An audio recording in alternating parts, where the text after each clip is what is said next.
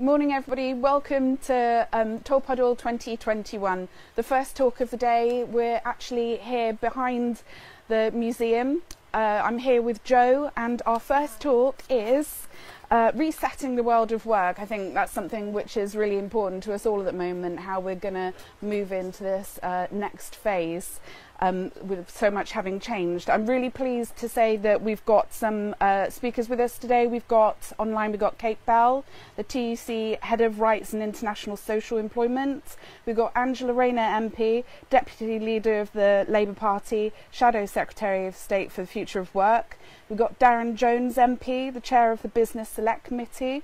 We've got Norris, West of England Metro Mayor, and Kaye, South West UNISON Regional Secretary. So thank you so much for joining us this morning. Please do get involved with our social media. Let us know that you're watching. Let us know where you're watching from. So I'll go straight to our first speaker. Thank you for joining us, and a very big welcome to Angela. Well, it's an absolute honour to be here, even if it is virtually, and I'm not going to take up too much of your time because my friend Darren Jones, who's on shortly, is out in the sunshine. Now, he's not that far away from Dorset, he's definitely nearer than I am. And in Manchester, if I go outside now, I burn up. So he's going to end up with one of those big beanie heads by the time I finish. No, he's got his factor 50, we're all right. I'll take 5 minutes longer then, Darren. Look, I miss being with my friends and comrades so much, and I miss the buzz of the festival. And this is my second virtual one, so I'm hoping that next year we'll be able to look forward to meeting again in person. But I hope the Prime Minister will not make it more difficult with his spineless approach to leadership in this crisis. I mean, he is a true danger to this country with his reckless approach. But comrades, I was raised by the trade union movement, and it turned my life around. It gave me a purpose, a direction, and a voice. I was raised in poverty on a council estate and left school already pregnant with no qualifications.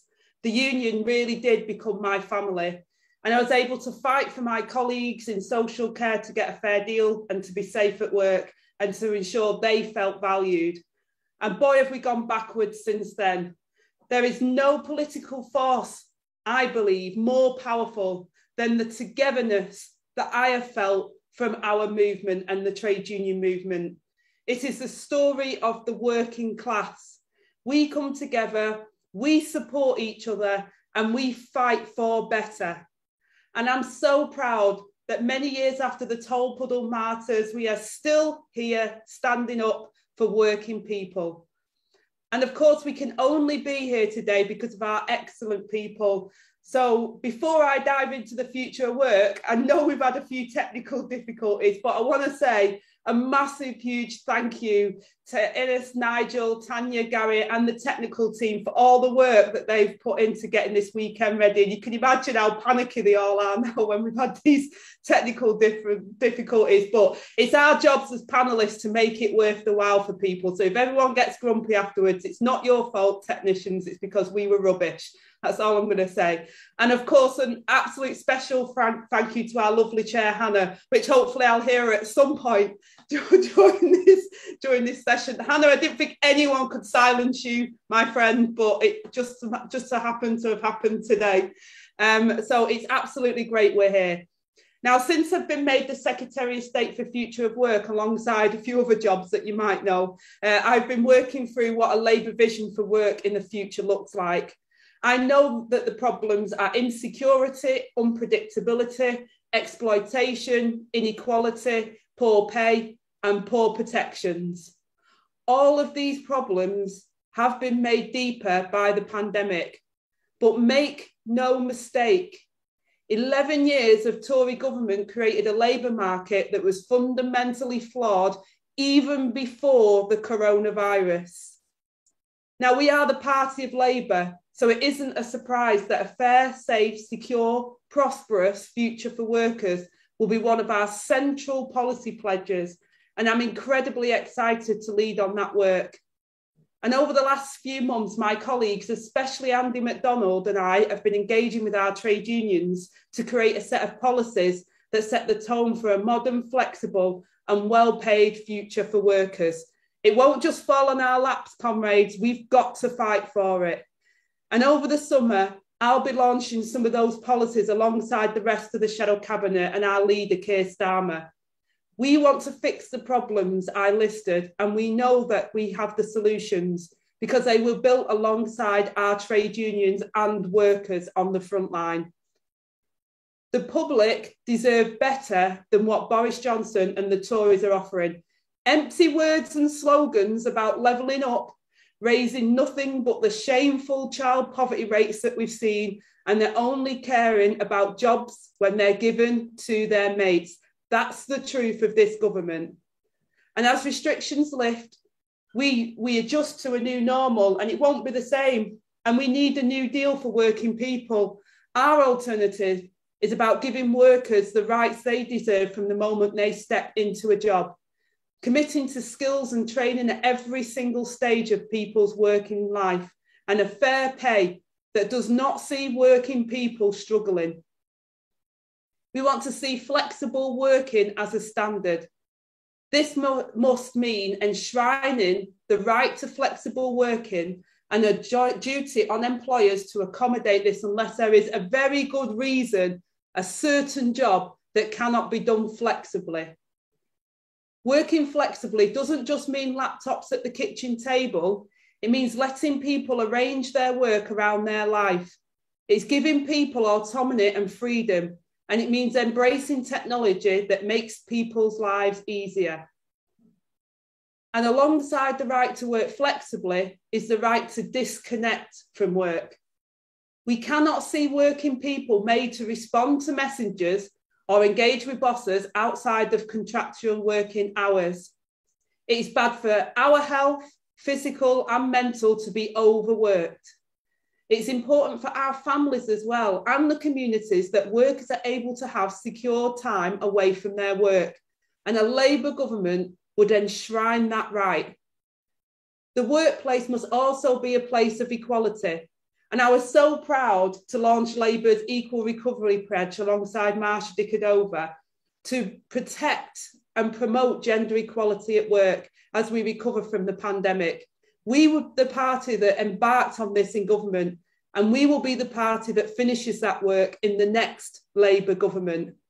And it is time for radical transformative policies that reverse the gender equality that has been supercharged by the pandemic. We need a modern set of legislation that ensures equal pay and pay transparency. And we need to immediately reinstate the gender pay gap reporting and introduce ethnicity pay gap reporting. We need to review parental leave rights, and we need the government to do this work now. We all do better when equality is at the heart of our policy. And quite frankly, it's a shameful fact that there are working people in this country that are not paid enough to eat well, heat their home and raise their family. These are the basics. Children going hungry in one of our richest countries in the world. This should never, ever happen. The minimum wage is not enough. George Lovelace and his comrades fought for 10 shillings, and Labour will demand at least £10 an hour. An honest day's pay for an honest day's work. Enough to eat well, enjoy leisure time, and live a good life. Now, comrades, I was told off not long ago for calling a member of Parliament on the opposite benches scum in the debate around children's school meals, and I had to apologise, so I apologise for saying it in the chamber because apparently that's unparliamentary. But the reason I did it was because it matters to me. When I was young, I used to go out with my friends and I'd go to their house and say, will you ask your mum and dad if I can stay for dinner in the school holidays? And they'd come back out and they'd say, my mum says she can't stay today because she stayed yesterday. And I'd sit on the curb outside their house and wait for them to finish their dinner, hungry to the pit of my stomach. I didn't ask to be born into poverty. Those children that Mark Rashford was fighting for recently don't ask to be put in the position that they're in. And when this Tory government think it's political point scoring, they've never been that child that sat on that curb that didn't get that dinner. It's personal because so many children deserve far more better than they're getting today. That's what we're fighting for, comrades. It's the future of working people in this country who provide the wealth for this country and deserve so much better than crumbs off the table while the Tories, mates and donors get rich. And comrades, our vision is not complicated. We do not ask for too much. We want every person in this country to have a job that is decent, dignified, secure and pays them enough to thrive. And we should never, ever shy away from that. If Boris Johnson can have really expensive, ridiculous wallpaper in his house, then a social care worker can demand to be paid enough to heat her house. Our central purpose as a party and as a movement will be a future where everyone has a decent and prosperous working life. And comrades, with your help, we will fight for that every single day until we're next in government, and then we will deliver it. Thank you. Brilliant. Thank you so much, Angela. You made some really wonderful points there, and thank you for being with us.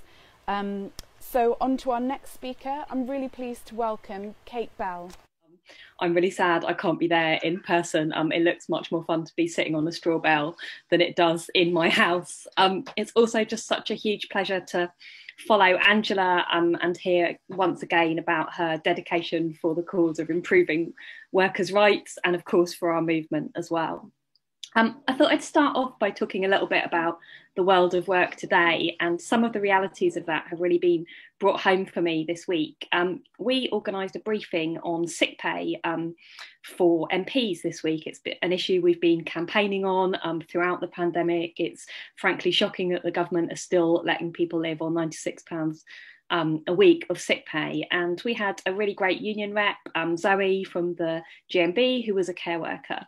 And one of the things that Zoe said to us, which I can't stop thinking about, is that in one of the care homes she represents, the workers there have decided that because they don't qualify for sick pay, they're going to organise a kitty between themselves. So they all put aside £5 a week from their pretty minimal wages in order to buy food for each other if one of them goes off sick. And I just think it's so shocking that that's the reality of working life today. It's those workers showing collective solidarity, but in a way that they absolutely should not have to. And unfortunately, we know that that type of experience is common for far too many workers. We've still got 3.6 million people in insecure work.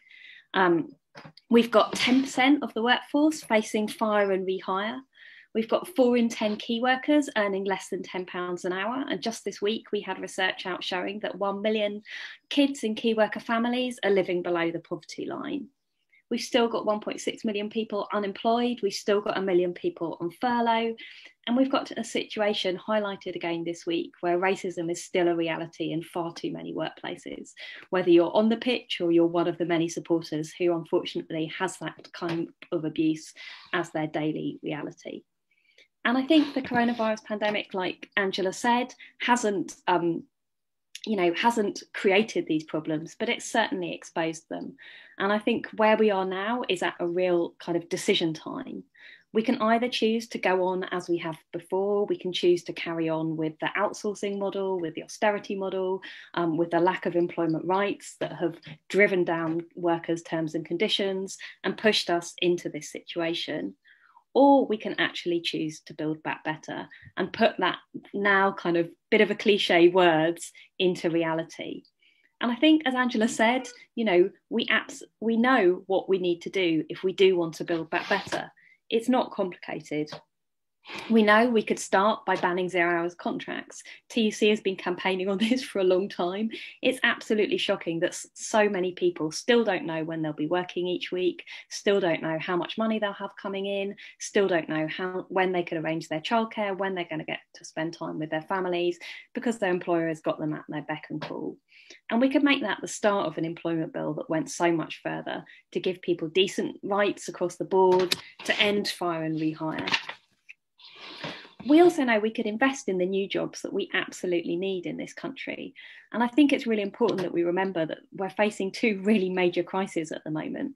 We've got the climate crisis, of course, and I think it's hard not over the past few weeks when we've been seeing fire in the United States and floods in Europe to really have the reality of that brought home to us.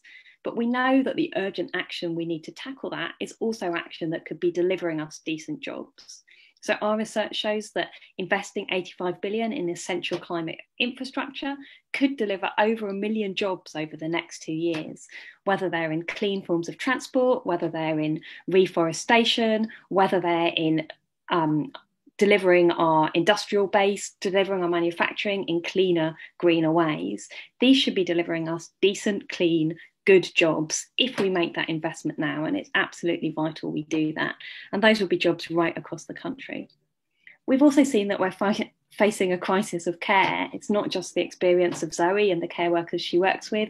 25% of them are on 0 hours contracts. Many are earning less than a living wage. But that's also affecting the people who are cared for. And of course, we've seen that with absolutely tragic consequences during the pandemic. But we know that investing in a decent care workforce, investing in our care sector and investing in the wider public sector, again, could be delivering us new, decent, good quality jobs right across the country. And just by filling existing vacancies and getting the public sector back up to the strength it was in 2010 before that decade of austerity, we could be delivering 600,000 decent, new, good quality jobs. And I think it's absolutely vital that we all make the case for those investments now, because not only are they the investments we need, but they're investments that will be delivering the decent work we want to see. But I think most importantly, and Angela talked about this, we know that it's giving workers back the collective power that's been taken away from them by strengthening our trade union rights that's actually going to deliver us the decent work we need. We've seen trade unions really stepping up through this pandemic, whether it's stepping in to protect workers' health and safety when employers were asking them to work unsafely, whether it's for fighting better sick pay and for better sick pay across the care sector and winning, thousands of pounds of new sick pay for members who otherwise wouldn't have been able to afford to self-isolate. Whether it's tackling the fire and rehire that employers have been using the crisis as an excuse to impose on workers, or winning better wages, even at a time when we keep being told that employers can't afford it. We saw that £10 an hour deal at Morrison's, and there's no reason why we shouldn't be seeing that across the economy. So we know when we talk about the future of work, the first thing we have to do is get those trade union rights back. We know that our collective power is our greatest strength, and allowing unions access to workplaces is still shamefully denied. So those organisers outside Amazon having to stand outside, not allowed onto the workplace to tell people about the benefits of joining a trade union. We know that should be just the first step in the extension of collective rights we need so that people can fight for the change that they need and they deserve. So to summarise, and I did want to be brief, we know the crisis has exposed the massive problems that we face in the world of work. For many of the people listening to this, those will be familiar, but I think it's been really brought home to us just the magnitude of them and really the impact of them, not just on the lives of those workers, but on our public services and on the type of society we are. We know what we need to do to build back better. We need that investment. We need those new rights. But most of all, we need the collective power that we know trade unions can deliver. And that's what we're going to be fighting for. Thank you. Hi, thank you so much, Kate. It's always really great to listen to you speak. So thank you very much for that. And now we're ready for our next speaker. We've got Darren Jones MP. Well, it's great to be with you all at Tolpuddle again, sadly virtually this year. I'm trying to replicate the experience by being in my garden getting slightly sunburnt, although drinking tea, not cider, at this time of the morning. And I look forward to being back at Tolpuddle again in person very, very soon. It's great to be on this panel in particular, to follow from Angela Rayner, who set out such an important set of policies there that she and the front bench are working on and will be announcing as part of the summer of getting around the country with Kaye and the rest of the Shadow Cabinet, talking to people across the country and also setting out what a Labour government will do. It's also great to be here with Dan Norris, our new Labour regional mayor, here where I'm sat in the west of England, a really important gain for us at the last set of regional and local elections, and in areas where we need to make important progress to make sure that we deliver that Labour government as well. And Kate, as always, excellent. Kate appears before my committee on a number of occasions and provides us with all of the answers. And so it's always a pleasure to be on a panel with Kate as well. And thanks as always to Hannah and the TC Southwest for setting up the call this morning. So I've been asked to talk about the future of work from the perspective of my day job, or part of my day job, holding the business department to account in Westminster. And when I was thinking about how I wanted to approach that, I thought, how will I put it in a nutshell? And essentially, what we see all the time is you see these big macro trends affecting the economy, jobs, people's work around technology and around climate change, and now about pandemic and the legacy of pandemic. And in the middle of all of that, there's a host of opportunities and lots of challenges. And the government are in such a mess that they seem to miss both of them. They don't deal with the challenges and they're not seeking the opportunities. And instead, they're just kind of bumbling through with sound bites and culture war attacks because they have no real economic analysis. They have no real understanding about how they're going to deliver what they keep promising people on levelling up. We saw the Prime Minister's speech this week where he essentially said nothing at all. They have not translated that from a political slogan into a programme for government, and people will cotton on that the Conservatives are taking the mick out of them. When it comes to industrial policy, the government scrapped the industrial strategy in the budget, in a footnote to the budget, not even the courtesy of a statement to the House and to people across the country about why they were scrapping the industrial strategy, and therefore what the government thinks about industrial policy and its role in supporting workers in key industries across the country. And all of these are examples of this just kind of bumbling nature, not actually getting a grip on the country and making sure that it works for working people. So what do I think some of those opportunities are, and what do I think some of those challenges are that I think the government should address? On the opportunity side, we know that technology provides lots of new jobs and lots of new skills and training opportunities for people across the country. It can improve the way we do our work, it can modernize the way we deliver our public services, but we don't have the skills and training in place to make the most of it. And so what happens is it becomes a challenge because people are affected by technology instead of affecting it. And people are there, if you're in retail or in advanced manufacturing, or even in parts of the public sector now, your job might be changing at such a speed that there's not an opportunity for you to retrain and reskill into the new types of jobs that are coming. And the government doesn't seem to think that it's its role to put in place support to help people do that on a national scale. Where we have active regional mayors with devolved adult skills budgets, which I'm sure Dan will talk about, we can do things locally. But the government doesn't seem to step in to help at a national level. And we see this especially on the net zero transition. This is again, the Conservatives say that they support climate action, but they're not actually doing anything to tackle it quickly enough. Again, like levelling up, another political slogan without any policy behind it. And on some of the big issues around net zero, whether it's about the future for jobs in steel. I visited Port Talbot in Wales the other week, whether it's about boilers being changed in our homes because we've got to decarbonise our heating. The government isn't putting in the effort to announce the policy direction that's required, the money that's needed to make that happen in a fair and just way for consumers and citizens, but also really importantly then, to help train up the workers that then need to do those jobs. And that's a huge opportunity. Decarbonising our heating is one of the most important climate change actions we have to do in our country. That's going to involve someone going into each and every house across the whole country to help people understand what options they have available to them, what financial support should be in place, and how they then can get their boiler changed. Why are we not training apprentices right across the country in every single community? Why are we letting companies like Centrica, British Gas use fire and rehire tactics to basically bully their staff into new terms and conditions? The government on fire and rehire said that they thought it was wrong, but then they didn't do anything about it. And there was this remarkable statement in the House of Commons. Paul Scully, who's a Conservative business minister, came and gave a speech in the House of Commons, which was literally titled "The Future of Workers' Rights." And he stood up and said that the Tories were the party of workers. And in his speech, he said absolutely nothing at all.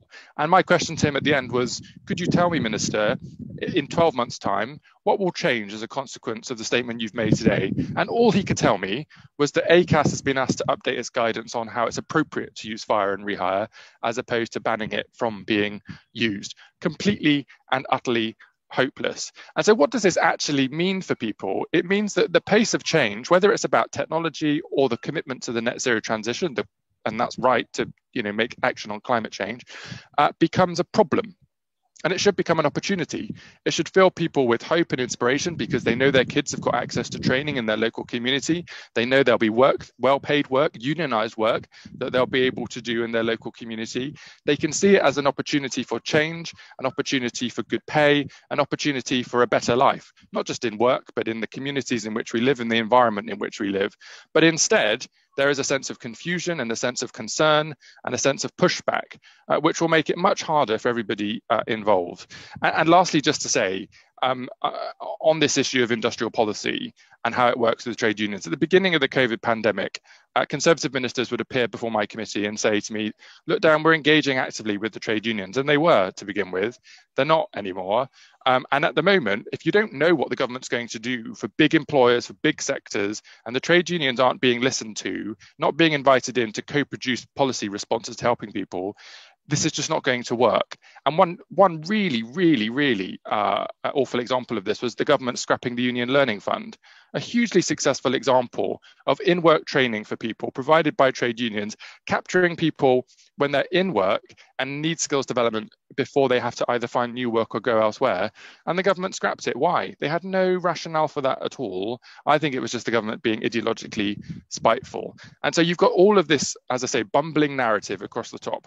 But when you really look at the detail of policy, of money, of regulatory reform, of working with trade unions and workers and even businesses, to be honest, to try and get this right for the country, it's just not there. And so you see this, and I just think every single day, this is why all of us need to work so hard to secure a Labour government, because we know what the answers are to many of these questions. As Angela and Kaye have said, they're not particularly difficult. It just requires a party in government that's willing to use the power of government to make people's lives better across the country, instead of just kind of faffing around and trying to get social media likes with culture war content, which is essentially what the Conservative Party is today. So, really beautiful garden. And also just to say that as one of our South West MPs, we at the TUC really appreciate how much contact you have with us and when we get to do those talks with you. So please do, and thank you for joining us. So we can go to our next speaker now, who I believe can't hear me, but I still won't swear. Welcome, Dan Norris. I think the interesting thing is that a child born today will have about 7 different careers in their lifetime. And we need, as a Labour Party and a trade union movement, to get our heads around that, to meet that challenge. And it seems very clear to me, particularly since becoming Metro Mayor for the West of England, is that we have to show that we have the policies, the ideas that recognise that challenge looking forward, and counterpoint it against what the Tories are not doing, as Darren eloquently outlined. And it's that challenge that I'm determined that as a West of England Metro Mayor and our other Labour Metro Mayors, that we show we have the answers to that, because I believe this government is in decline. Things take time, but I believe they are in decline. And what's really important is that we are ready to take over when they collapse and fail, which I believe is already on course. It's like a dam with the water building up behind. We can't see it, but when it bursts and breaks, we've got to be ready. So we need some good ideas. Now, I promised in my election manifesto that I would hold a jobs and skills summit within the first 100 days of being in office, and that's already happened. And what was very interesting was the importance of trade unions to making sure we shape the future. If we're going to have genuinely good, flexible working, whether that means working from home or part-time or the other ways that people can work flexibly, we need the trade unions to be very much involved as an interface between employers and workers to make sure we get the policies that really meet the needs of those who are in work and also the country, because actually our productivity will go up considerably, I believe, if we get that right. We also need to make sure that we have good horizon scanning to recognise the skills that are going to be needed in the future. It's hard to do, but as I went around my Jobs and Skills Summit, meeting some amazing organisations and people around the West Country, what was very clear was that almost everything nowadays involves a great deal of technology. So I went to a locksmith's, for example, and you would think that was just traditional cutting keys. And it's not just that anymore. It includes things like transponders, little circuits that can do amazing things to mean that locks can only be opened at certain times of the day or by certain people. So technology even affects something as simple as keys and locks.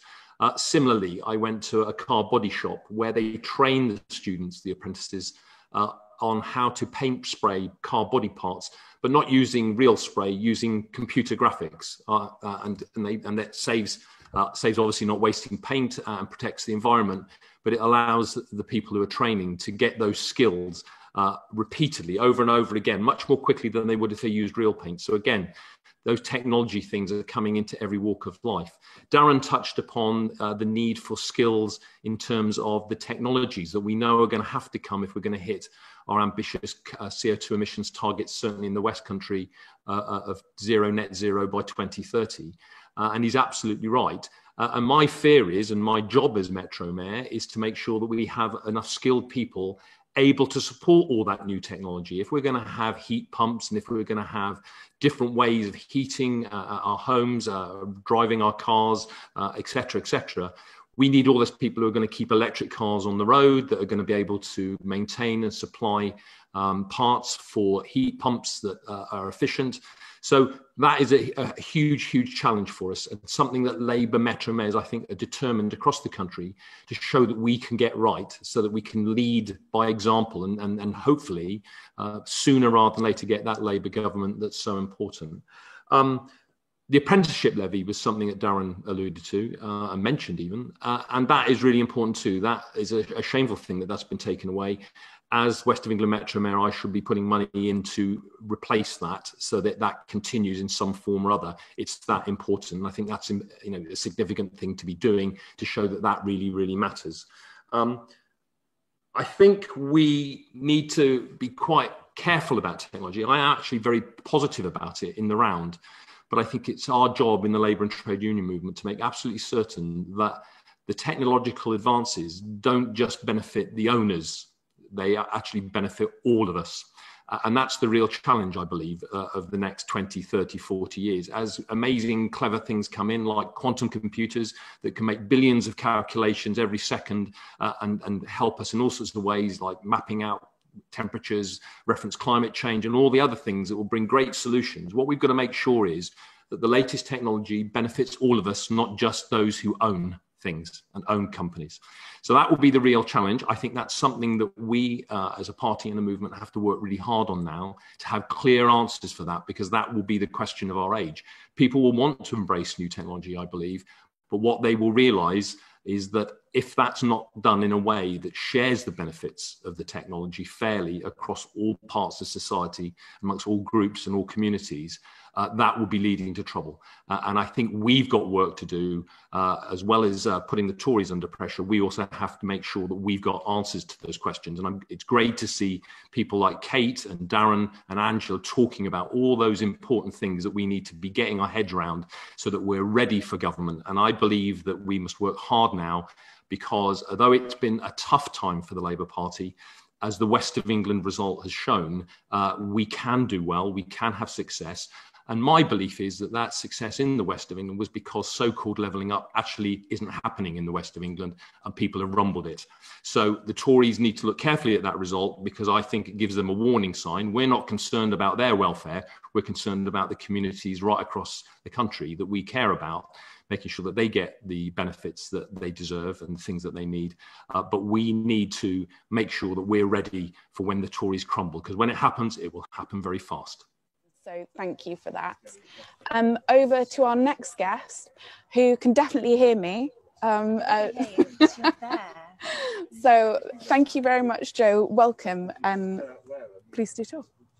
Hi, thanks Hannah. You think it looks really idyllic sitting in these hay bales, but we're actually being kind of eaten alive by insects. So if you see, it's kind of scratching. subtly, then it does look the part, though, definitely. Although I did say to Hannah earlier, do you have hay fever, as her eyes were streaming? I've got hay fever and hay in my hair, so yes, great. It's also marvellously here on site. I just really want to finish off by talking about the kind of 3 things we learned over the last 18 months in the pandemic about the world of work and what we need to learn going forward. And I think there were 3 lessons, which I kind of call the where, who and what, lessons about where people need to work, who, in terms of workers, are the real key workers that keep a society going, and what decent paying conditions look like. So starting off with the where, obviously the last 18 months, we've seen millions of people going out of their offices or their normal workplaces and carrying out their work from home. And these are often people who had been told for years that it wasn't possible to work from home, that they had to be in an office or in a particular workplace. For disabled workers, and particularly those with caring responsibilities, that was a huge issue. And suddenly we found out that when necessity is the mother of invention, that's the expression, that actually you can work at home, and with the appropriate support and equipment, everything works perfectly well, productivity is not affected, and actually jobs that can be done perfectly well at home, and for many people that really improved their working lives. But there was a downside in terms of home working. So for every person in their lovely home office popping to their kitchen for coffee and sitting out in the garden, there's a young person sitting on a bed in a house in a shared room with their laptop balanced on their knee trying to work from home, or a mother trying to do her job alongside homeschooling her children, or even worse, the real darker side of the kind of lockdown and pandemic, someone in an abusive relationship for whom the workplace had been their only refuge, and now they had to be trapped at home effectively with their abuser. We saw some really shocking rises in domestic abuse rates during the pandemic. And now we're post-pandemic, we see employers... sorry. Got a bit some side noise. Now we're seeing post-pandemic, we're seeing some employers, right, everyone back in the workplace, no exceptions, everybody back, home working is over. And other employers saying everyone needs to work from home now, and we're selling off all the buildings. And where we need to be is somewhere in the middle, where there is a flexibility, and that's the really key word, that working at home and having some office location, the kind of agile working may well be the way forward in the future. But what it really needs to be is working where workers have some sense of agency and control, so that it works for them as well as working for an employer. And very importantly, that right to switch off as well, so that you are not effectively living in your workplace and available 24/7. The who that we learned, who are our key workers. I mean, in an economy, everybody contributes to creating value and making the economy successful. So all workers contribute to that. But who's important to keep a society running, not just an economy, but a society running? And we learnt who our key workers were, and the obvious ones are our NHS workers and social care and schools. But shop workers and distribution workers kept the food system working. Sewerage workers. I remember one of the things, I did a quiz for people about who had to self-isolate or not coming back from abroad. And actually sewerage workers were in the groups of people who didn't have to self-isolate after travel, because they are so important for keeping things going, if you know what I mean. So actually having a sense of who is really important. Nobody said, oh my goodness, what are we going to do? We haven't got any hedge fund people at work. Those people who do often the lowest paid jobs in our society turned out to be the ones who kept us going when we needed them most. And so moving on now to what we pay people, and particularly those people, those key workers. One thing we learned in the pandemic is how important decent sick pay is. So we had people working in residential care homes who had symptoms, who were told to self-isolate, who knew that they would not be able to pay their bills if they just were to rely on statutory sick pay. And also at the same time, so if you're a cook in the care home, you have to self-isolate, you'll get £95 a week of statutory sick pay. But you might see a cook in a restaurant across the road who's on 80% of their pay due to the furlough scheme, which is absolutely right and proper. But someone who's doing a really essential frontline job, not getting that support, there was a huge sense of unfairness from those groups of workers. And similarly, decent levels of pay. to keep an economy going. There are so many people who, when they had to take unpaid leave, our system for paying people, people living on wages where there is no resilience, no contingency whatsoever. So losing a week's work made a huge difference to them. And we also need to think about those people who were shielding, who were told to shield. We had many employers saying to those workers, well, you'll just have to take unpaid leave for 6 months. Again, that would have a catastrophic effect, potentially making those people homeless. So where is the system in our society for making sure that when we face these challenges like a pandemic, that we're looking after the most vulnerable and the people who keep our society going? So moving forward, we really need to have a sense of what does a good flexible working policy look like, but how do we reward and pay people better in our society? Not just paying them the minimum wage, but paying them the wage that means that they can live reasonably, that they can have a decent life. And how do we pay people to make sure that they can deal with the contingencies of life, having to take sick pay, having to shield, pregnant workers, decent maternity leave?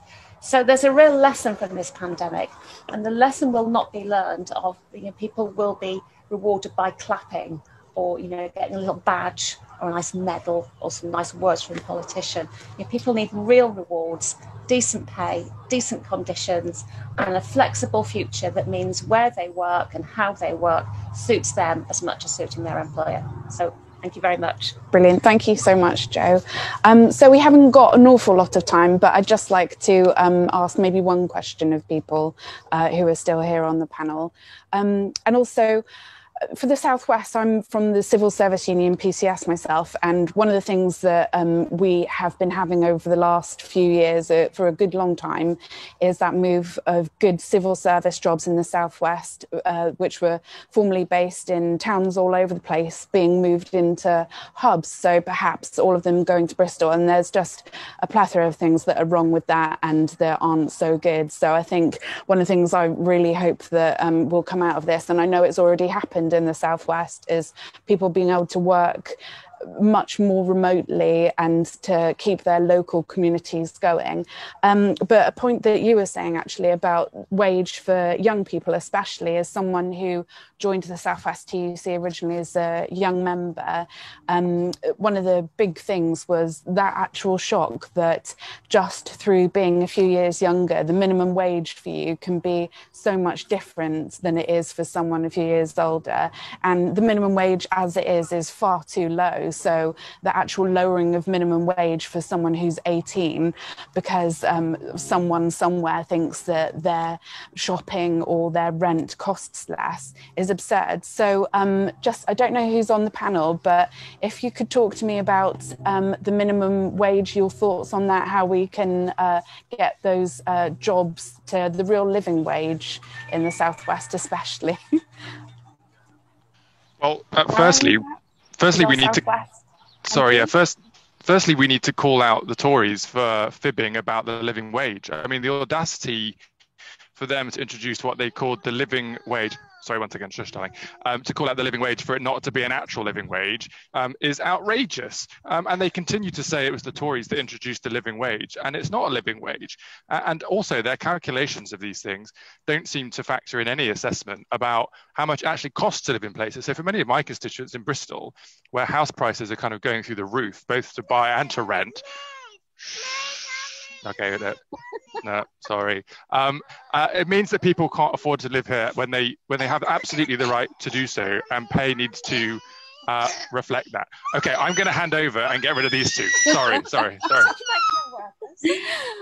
Maybe I can come in and learn what they've got coming. So hello to them.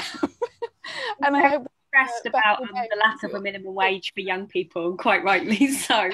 I think, as Hannah was saying, your shopping doesn't cost less if you happen to be under 25. Your rent doesn't cost less. We have seen the age at which the national living wage kicks in fall to 23 this year, and the Low Pay Commission, which, full disclosure, I sit on as the TUC representative, has said it will fall to 21. But we know that's not fast enough for many, many young people, as Hannah said. And we know that even if we got that youth rate up to 891, it's not going to do that much for the many people who are struggling on those kind of levels of pay. And I think it's really important that we remember that it is young people who've been hit hardest by the crisis. They've experienced the greatest rates of unemployment, the greatest rates of job loss, and it's often young people also who are on the sharp end of those poor terms and conditions, 0 hours contracts, lack of sick pay. And I think, you know, the need to build back better is absolutely vital for young people, and raising their wages to a real living wage, and we mean a real living wage, would be a very good start. Thank you so much, Kate. And is there anybody else on the Zoom? Anna, can I come in? This is Dan here. Please do. I just want to say about the living wage, minimum wage. We need to work together like never before in the labour and trade union movement. That's what we've got to do. Our messaging has to get out there. I think we've got such a strong case if people can hear it, and we mustn't stop looking inwards at ourselves. We've got to look outwards to the people we're concerned about, the communities we care about, and get those strong messages across. I think it's understandable given what's happened in recent years, particularly the very disappointing general election result in 2019. But we have got to turn it around and work in genuine solidarity, like our history tells us is important, so that we can get these messages out there. If we do that, I think we're back on course, but we've got to do it. Definitely. Thank you so much, Dan. And Jo. I mean, I think a living wage is really important. So I'm just waiting for some of the feedback to stop. Living wage, so that it is, you know, the foundation level, so that you can pay your bills, you are not reliant on in-work benefits. But I think we shouldn't always forget about the other things like sick pay, like decent conditions, having a safe workplace as well. You know, work should be a place that you go to, you know, help the organisation be successful, but also to thrive and learn and develop. And I just think, you know, we should want so much better for workers, and we've seen, you know, the really miserable lives that people have led in work, you know, the jobs that were most impacted by COVID, like security and social care, you know, people leading really difficult, you know, often feeling quite hopeless lives. And I just think we need to make the world work so much better in the future, because we deserve it and we can afford it as one of the biggest economies. Yeah, I think that's one of the things. This year we know that more billionaires have been made than ever, whilst other people are suffering so much. And that's something that the South West TUC are really going to be working hard on this year. Recognition for people to get better pay, the living wage, and sick pay is our priority this year. So we've got 2 minutes. I think I'm just about in time to say thank you so much to our panellists. Really appreciate you being with us and speaking so beautifully. Sorry for the technical difficulties, and if you were, I was slightly confusing at some points, but I think we got the point across, and I think it's been a good start to the day. So thank you very much to everyone who's joined us online. Please do engage with us on social media, tweet, and join us throughout the rest of the day and the weekend, and we'll see you at the next one. Thank you.